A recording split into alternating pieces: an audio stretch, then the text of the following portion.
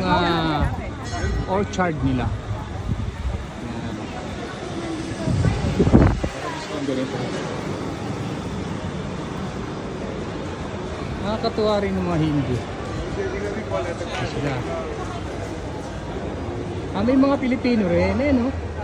O ilan-ilan, no? Yung mga Pilipino rin. Yan. Ito yung ano nila. Parang kainan nila. Food court. Or food court. May mga Pilipino rin. Yan.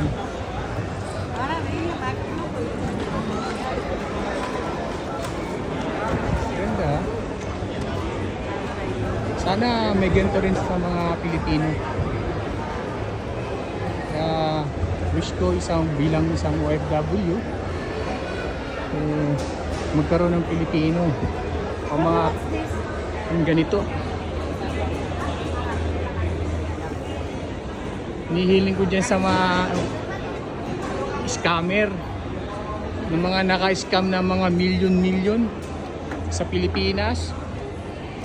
Yan, itong binablog ko bilang isang OFW. Sana magkaroon ng ganito ang mga Pilipino.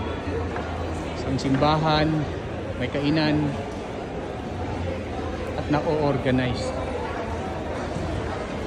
Bakit hindi magagawa ng mga Pilipino?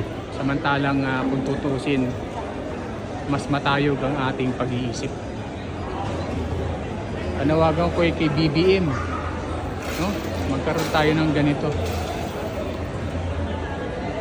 para sa lahat ng Pilipino. Magkaroon tayo ng ganito.